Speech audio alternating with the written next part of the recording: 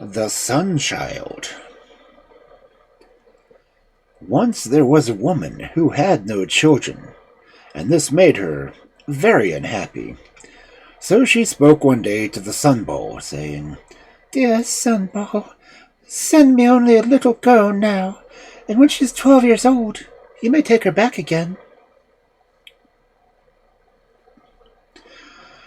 Soon after this, the Sunball sent a little girl, whom the woman called Latiko, and watched over her with great care until she was 12 years old. Soon after that, while Latiko was away one day gathering herbs, the Sunball came to her and said, "Latiko, when you go home, tell your mother that she must bethink herself of what she promised me." Then Latiko went straight home and said to her mother, "While I was gathering herbs, a tall, fine gentleman came to me and charged me to tell you that you should remember what you promised him." When the woman heard that, she was sorely afraid, and immediately shut all the doors and windows of the house, stopping up all the chinks and holes, and left Latiko away, so that the Sunball could not come and take her away. But she forgot to close up the keyhole, and through it the Sunball sent a ray into the house, which took hold of the little girl and carried her away to him. One day the Sunball, having sent her to the straw shed to fetch straw, the girl sat down on the piles of straw and bemoaned herself, saying, Sighs the straw under my feet, so sighs my heart and my mother." And this caused her to be so long away that the Sunball asked her, when she came back, "Latiko, where have you been so long?" She answered, "My slippers are too big. I couldn't go any faster." Then the Sunball made her slippers shorter. Another time he made her to fetch water, and when she came to the spring, she sat down and lamented, saying, "As the water flows, even so flows my heart with longing for my mother." Thus she again remained so long away that the Sunball asked her, "Latiko, why have you remained away so long?" And she answered, "My petticoat is too long and hinders me in walking." Then the Sunball cut her petticoat to make it shorter. Another time the Sunball sent her to bring him a pair of sandals, and as the girl carried these in her hand, she began to lament. Creaks the leather, so creaks my heart for my little mother." When she came home, the Sunball again asked her, "Latiko, why do you come home so late?" "My red hood is too wide and falls over my eyes, therefore I could not go very fast." Then he made the hood narrower. At last, however, the Sunball became aware how sad Latiko was. He sent her a second time to bring straw, and slipping in after her, he heard how she lamented for her mother. Then he went home and called 2 foxes to him and said, "Will you take Latiko home?" "Yes, why not?" "But what will you eat and drink if you should become hungry and thirsty along the way?" We will eat her flesh and drink her blood." When the Sunball heard that, he said, "You are not suited for this affair." Then he sent them away and called 2 hares to him, and said, "Will you take Latiko home to her mother?" Yes, why not?" "What will you eat and drink if you should become hungry and thirsty by the way?" We will eat grass and drink from streamlets." "Then take her and bring her home."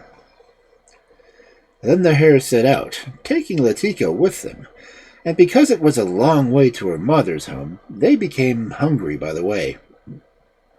Then they said to the little girl, "Climb this tree, dear Latico, and remain here till we have finished eating."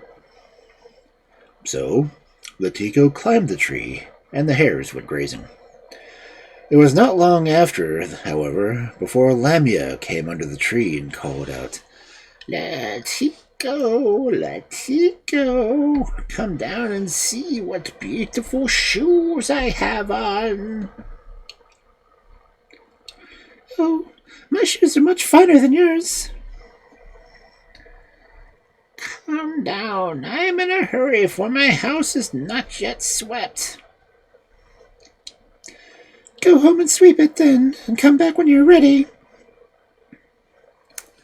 Then the Lamia went away and swept her house, and when she was ready she came back and called out, "Latico, Latico, come down and see what a beautiful apron I have." "Oh, my apron is much finer than yours." "If you will not come down, I will cut down the tree and eat you." "Do so, then eat me." Then the Lamia hewed with all her strength at the tree, but could not cut it down. And when she saw that, she called out, "Latico, Latico, come down, for I must feed my children." "Go home and feed them, and come back when you're ready." When the Lamia was gone away, Latico called out, "Little hares, little hares." Then said one hare to the other, "Listen, Latico is calling." and they both ran back to her as fast as they could. Then Latico came down from the tree, and they went on their way. The Lamia ran as fast as she could after them to catch them, and when she came to a field where people were working, she asked them, "Have you seen anyone pass this way?" They answered, "We're planting beans." "Oh, I did not ask about that, but if anyone has passed this way." But the people only answered the louder, "Are you deaf? It's beans! Beans! Beans we're planting!" When Latico was nearly reached her home, the dog knew her and called out, Oh, I see, here comes Latico." and the mother said, "Hush, thou beast of ill omen, wilt thou make me burst with misery?"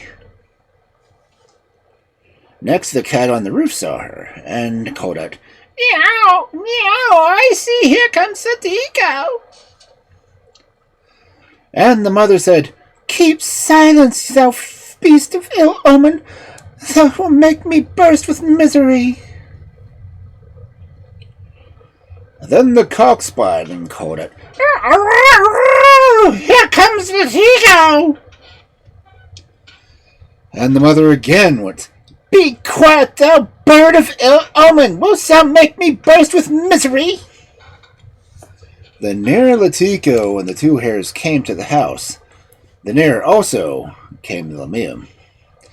And when the hare was about to slip in by the door of the house, she caught it by its little tail and tore it out. When the hare came in, the mother stood up and said to it, "Welcome, little hare. Because you have brought me back Latico, I will silver your little tail." And so she did. In happiness and